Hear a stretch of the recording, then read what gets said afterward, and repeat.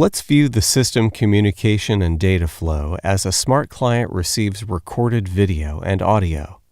The recording server requests video streams from the camera on port 80 if using HTTP, or on port 443 if using HTTPS. The camera sends the video stream to the recording server. The port the camera uses to send the stream depends on the type of stream you configured the camera to use. If the live stream triggers a recording rule, for example, motion detection or other event, the recording server handles the recording of video as well.